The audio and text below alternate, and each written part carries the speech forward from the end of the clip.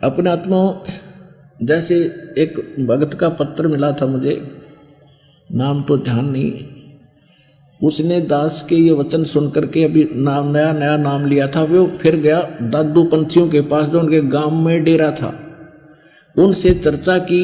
वो कहने लगे नहीं दादू साहब तो स्वयं आए थे, वो तो कमल के फूल पर पाए थे, ये होया था फलान होया था, उनको कोई कबीर नहीं मिला। तो उसने कहा जी मुझे शंका, आपके ज्ञान पर तो शंका नहीं है, लेकिन ये क्या बात है, वो तो वहाँ के पुरातन हैं, बहुत पुराने परंपरागत हैं, वो इससे परिचित क्यों नहीं है।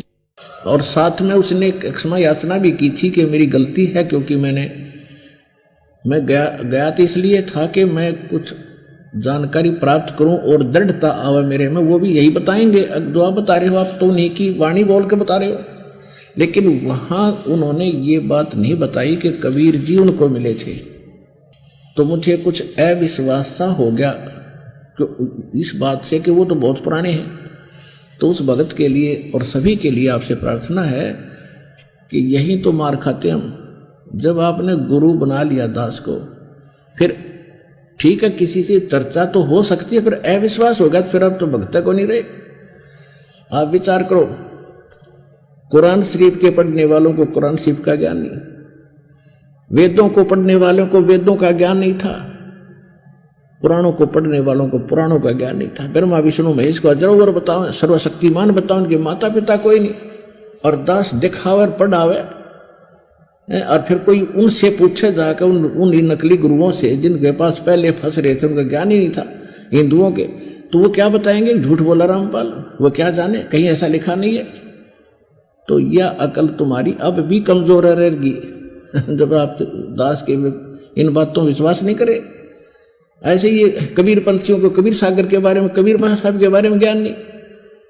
एक भक्त भ्रमित होकर के गया पाखंडियों के पास, ज्ञान हमारा समझ चुका था, उसने सोचा कि रामपाल तो अभी नौकरी छोड़कर लग गया नाम नूम देन, ऐसा ना हो पुराने आश्रम है, परंपरागत महात्मा बैठे हैं, वो तो पूरा ज्ञान से परिपूर्ण पाएंगे। उन कख नहीं पाया उसको, और आखिर में आकर फिर रोया ने बोला जी मेरे अंदर एक दोष आ गया था, जितना नालायक हूं मैंने सोचा था उन महापुरुषों के पास कुछ पाओगा, उनके पास कख भी नहीं पाया, मूर्खों के पास कति खाली खोखे। रमा भले आदमी अगर उनके पास कुछ होता तो दास ने क्या जरूरत थी ये संघर्ष करने की, मैं भी उनसे नाम लेकर अपने मोक्ष करा लेता। तो ये भ्रम मिटता सा मिटेगा, लेकिन साथ साथ समाधान करना मेरा कर्तव्य बनता है कि जो इस वाणी को पढ़कर वहां धक्के खान गया, पहले तो एक नंबर का मूर्ख, इतना प्रमाणित कर दिया सब कुछ, एक एक वचन साचा दास का हर चीज से मेल खाता है, और उनको अपने धर्म का आज तक किसी को नहीं पता। तो उनसे ही आप टैली करोगे मेरे वचनों को, तो वो कैसे खरे उतरेंगे, और उनको आप फिर सच्चे मान रहे हो क्योंकि वो पुराने बैठे वहां पर। आर्याचार्य शंकराचार्य कितने पुराने बैठे, ने कख भी ना पता भक्ति मार्ग का, रामकृष्ण की भक्ति करावें। और वेद क्या कहते हैं, गीता क्या कहती है, ये रामकृष्ण का कहते हैं नामो निशानी वेद और गीता में भक्ति करने का, तो ये हमारे सदग्रंथ हैं। तो इस प्रकार आपने इसको भी समझना पड़ेगा। तो क्या बताते हैं कि कबीर करता आप है दूजा ना कोई, दादू पूर्ण जगत को भक्ति दृढ़ावत सोए। ठीक पूर्ण होवे जब, ठीक माने समय, निर्धारित समय, पूर्ण होवे जब सबको तज शरीर, और दादू काल गंजय नहीं, उसको पकड़ नहीं सकता। जपे जो नाम कबीर, यानी कबीर कबीर नहीं, जो संत उसका होगा और जो मंत्र देगा वो नाम भगवान को पाने का होगा, उसके जपने से। अब क्या बताते हैं कि सुन सुन साख कबीर की, ओए सुन साखी कबीर की, ये काल नवावे माथ, और दादू धन धन तीनों लोक में दादू जोड़ा हाथ। अब क्या कह रहे दादू साहब जी कि भगवान कबीर साहब की ये साखी वचन सुनकर काल का भी मस्तक अपने आप झुक जाता है। परमात्मा की महिमा, इस इतना बल है इस वाणी में कि वो काल भी मत्था नीचा कर लेता है, जो मालिक की चर्चा हो रही होती है। और धन धन तीनों लोक में दादू जोड़ा हाथ। फिर कहते केरी नाम कबीर का, और विषम काल गजराज और दादू भजन प्रताप से यो भाग्य सुनत आवाज। अब जैसे परमात्मा ये दादू साहब ये बताना चाहते हैं कि ये काल भी कोई छोटी शक्ति नहीं है। जैसे ये गीता अध्याय नंबर 15 के श्लोक 16, 17, 18 में क्या कहता है कि 2 पुरुष हैं, एक सरपुरुष एक अक्षर पुरुष, और इनके अंतर्गत और ये सभी नाशवान हैं, जीवात्मा किसी की नहीं मरती। फिर ये कहता है 15वें अध्याय के 17वें श्लोक में कि उत्तम पुरुष तु अन्य परमात्मा इति उदाहरते। यह लोग तरम अवश्य विवृत्ति अवैश्वर है। उत्तम पुरुष तो इन दोनों से कोई और है, सरपुरुष अक्षर पुरुष से। उसके विषय में 8वें अध्याय के 3रे श्लोक में बताया कि वो परम अक्षर ब्रह्म है, जो गीता ज्ञानदाता सैन्य और सुप्रीम पावर है।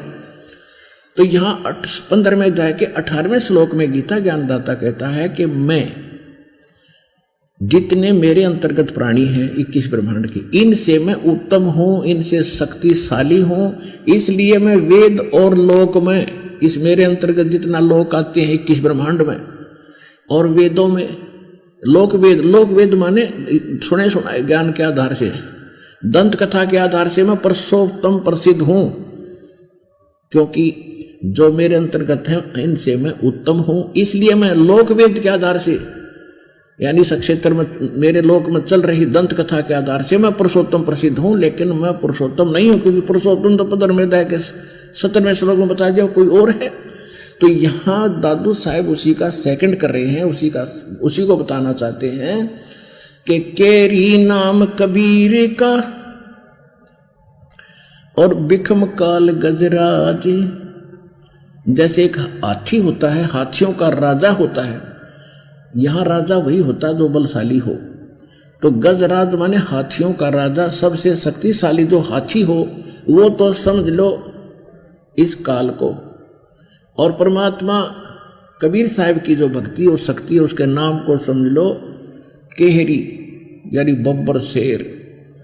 और जब बब्बर शेर धाड़ मारता है ना, अब तो परिवर्तन होता जा रहा है हर एक चीज में, लेकिन पहले की बातें हैं। जब बब्बर शेर धाड़ मारता है तो कहते हैं वो उनका जो हाथियों का जो झुंड का मुखिया भी इतना भयभीत हो जाता है, लीद कर देता है, टट्टी कर देता वो, और चंगाड़ मार कर भागने की चेष्टा करता हो, सोचा आ गया पाछे थे। तो यहाँ कहते हैं दादू साहब तुलना कर रहे हैं कि केहरी नाम कबीर का और विखम, यानी वो भी खतरनाक है, विखम काल गजराज। और कहते हैं परमात्मा के सच्चे भजन के मंत्र से ऐसे भाजा जैसे शेर की धाड़ के सामने हाथी लीद करता हुआ भाग लेता है।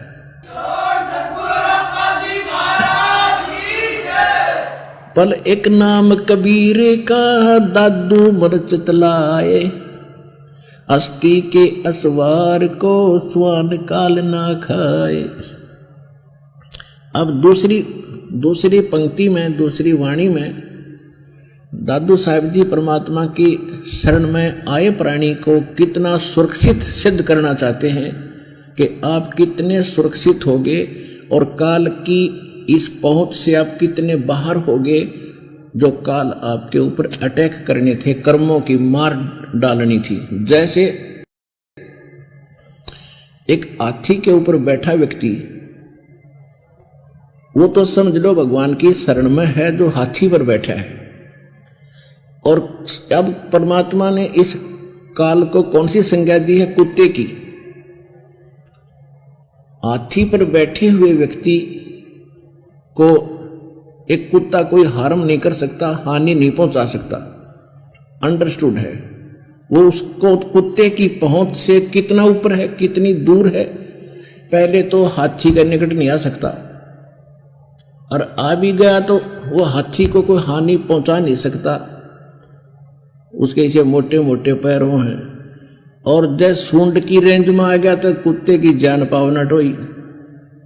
कुत्ते को ये भी मालूम होता है।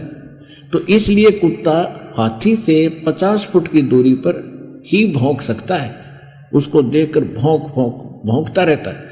तो कहने का भाव ये है परमात्मा का कि जब तुम कबीर परमेश्वर की शरण में आ गए, आप बैठ गए हाथी पे, और काल के द्वारा आपके जो कर्म संस्कार बुरे थे वो समझ लो काल का रूप है, वो है कुत्ते।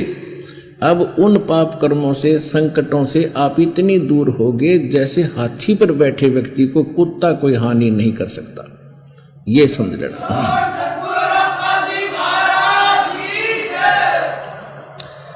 पल एक नाम कबीर का दादू मन चितलाए, अस्थि यानी हाथी के असवार को ये स्वान काल ना खाए। और संत सब कूप हैं ये कहते झरीता नीर, दादू अगम अपार है ये दरिया सत कबीर। अब के देखो कितना अच्छा तुलना की है, आज के सत्संग से भी संबंधित है ये। और संत सब कूप हैं, कूप माने एक कुआं। अब एक कूप से पीने का काम ही चल सकता है, ना सिंचाई बड़ी सी हो सकती है पूरे क्षेत्र की। और कहते झरीता नीर, झरीता माने झरना बह रहा हो पानी, वो थोड़ा सा सीमित सा ही होता, ज्यादा नहीं होता, पर्याप्त नहीं होता। कहते हैं कहते और संत सब कूप हैं, यानी काम चलाओ सी शक्ति उनके पास है, सिद्धि सैद्धि छोटी बहुत राहत आपको दे सकते हैं। और कहते झरीता नीर यानी कुछ झरने समझ लो, बस इतने ब्योत से देवी देवताओं का। और दादू अगम अपार है वो दरिया सत कबीर, होय होय। अब जैसे गोरखनाथ जी ने एक तलैया को अपनी सिद्धि शक्ति से, अपने संस्कार से भर दिया, अब उससे तो गांव वाले भी संतुष्ट नहीं हुए, इससे के काम चल है। ये तो कहते हैं ये तो इतनी शक्ति रखते हैं जैसे कुएं का जल हो, उसमें थोड़ा ही काम चले। और दादू अगम अपार है, परमात्मा कबीर जी कहते हैं दादू अगम अपार है दरिया सत कबीर। तो उस दरिया सत कबीर यानी जिसके पास शक्ति का वार पार ना हो, जैसे दरिया के जल का कोई वार पार नहीं होता, ऐसे है वो कबीर भगवान। उन्होंने वहां मगर के अंदर वर्षा का बौछार लगा दी और सबके में बरक दिया और सब ठाठम ठाठ कर दिए। तो ये है